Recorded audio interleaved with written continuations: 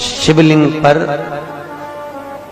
बेलपत्र चढ़ाना, जल चढ़ाना, इसका भी एक नियम होता है कि शंकर जी पे शिवलिंग पर जल कहाँ चढ़ाया जाता है। सबसे पहला जल अगर शंकर जी को चढ़ाने जा रहे हो तो शंकर जी के जो चरण है, जहां से पानी नीचे गिरता है, उसके सीधे वाले भाग पर, अपने हाथ का सीधा भाग, वहां जल चढ़ाओ। फिर जहां लेफ्ट भाग है वहां जल चढ़ाओ। जहां शंकर भगवान का शिवलिंग रखा हुआ है, तीसरे नंबर का जल वहां चढ़ाना चाहिए। चौथे नंबर का जल भगवान शंकर के शिवलिंग पर चढ़ाना चाहिए। पांचवें नंबर का जल ऊपर अगर जलाधारी लगी हो तो उसमें चढ़ाओ। नी हो जलाधारी तो भगवान शंकर का जहां नंदी बैठा है, नंदी का एक पांव ऊंचा रहता है, उस पांव के पास में जल चढ़ाना चाहिए। पांव जल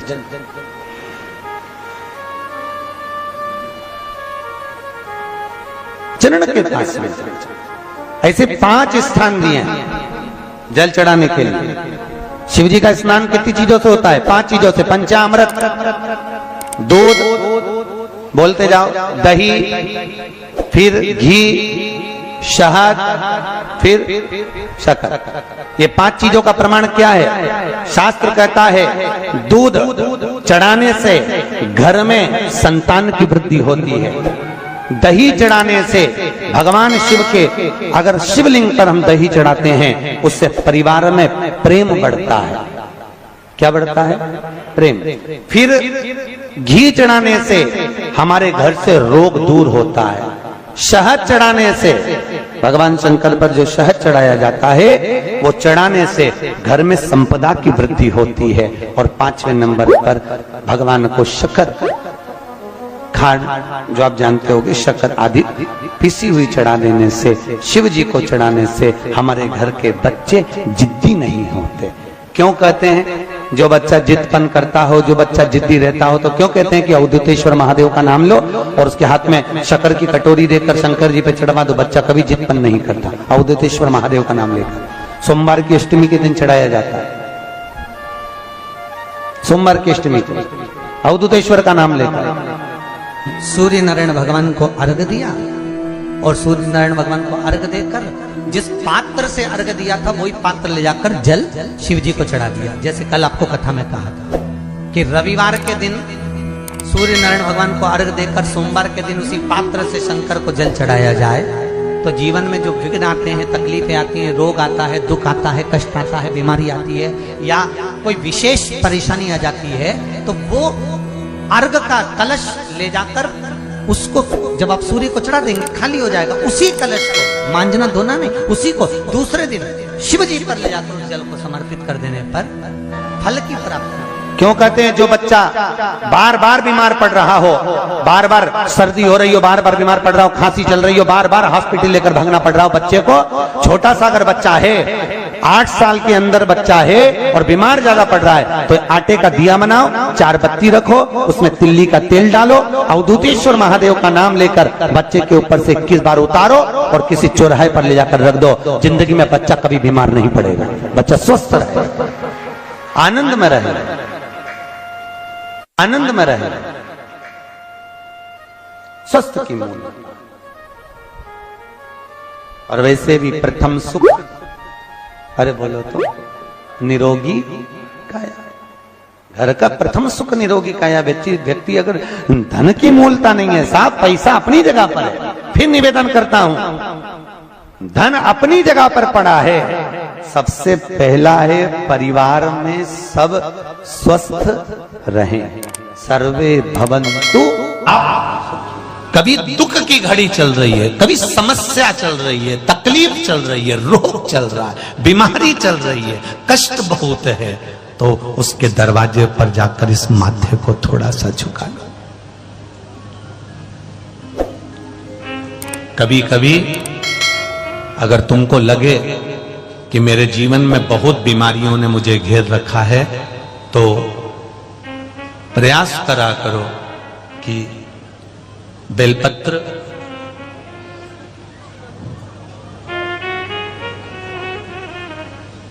जो ये बेलपत्र होती है, इस बेलपत्र की जो ये डंडी होती है, इस बेलपत्र को अशोक सुंदरी वाली जो जगह होती है वहां पर इसका चढ़ाकर डंडी का जो भाग है वो शिवलिंग की ओर हो जाए और यहीं से जल चढ़ाते चढ़ाते चढ़ाते चढ़ाते अशोक सुंदरी से जल चढ़ाते चढ़ाते ओमकार जैसा, ओमकार जब हम अशोक सुंदरी से चालू करेंगे तो वो जल पहले गणेश जी के पास जाएगा, फिर वापिस अशोक सुंदरी के पास आएगा, अशोक सुंदरी से कार्तिकेय के पास जाएगा, कार्तिकेय से महादेव के पास जाएगा।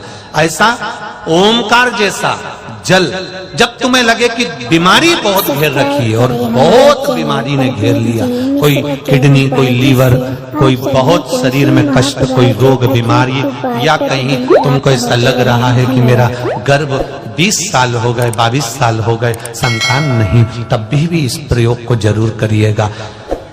डंडी का मुख शिवलिंग की ओर, पत्ती का मुख अशोक सुंदरी की ओर, जल चढ़ाते समय अशोक सुंदरी से धार चालू कर कर गणेश जी पर, गणेश जी मालूम है ना सबको कहां गणेश जी होते हैं, कहां कार्तिकेय होते हैं, एक बार समझ लो उसको भी अच्छे से।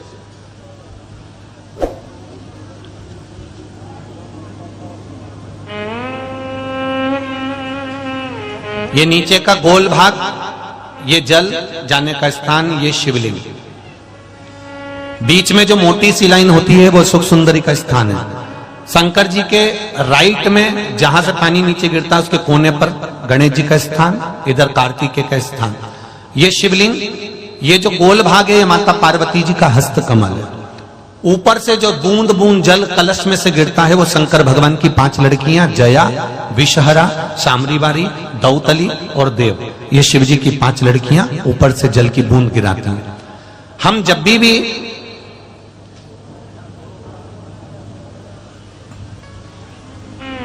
अगर इस कार्य को कर रहे हैं तो बेलपत्री जो चढ़ा रहे हैं वो अशोक सुंदरी वाली जगह पर बीच में चढ़ा दिया, डंडी का मुख इधर, जल चढ़ाना यहीं से चालू करा, यहाँ से गणेश जी पर गया, गणेश जी से अशोक सुंदरी का आया, अशोक सुंदरी से कार्तिकेय पर आया, कार्तिकेय से देवादिदेव महादेव पर आया। ये ओम बिंदु जल है, इसको हरिओम जल भी कहते हैं।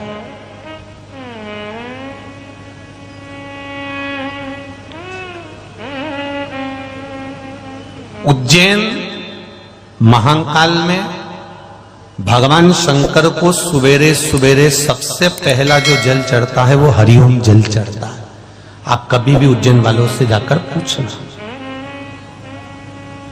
भस्म रमैया मंडल से पूछना या उज्जैन के किसी एक व्यक्ति से पूछना या वहां के पंडा जी से पूछना कि हरिओम जल कब चढ़ता है, तो वो कहेंगे सबसे पहला जल सुबह का हरिओम जल चढ़ता है। इसको हरिओम जल भी कहते हैं। ये रोग निवारण के लिए घर में गंगा जल है तो एक प्रयास करके देखिएगा। कोई कार्य के लिए आप जा रहे हैं और वो कार्य अटक रहा है, नहीं हो रहा, बहुत प्रयास कर लिया आपने, होना ही चाहिए।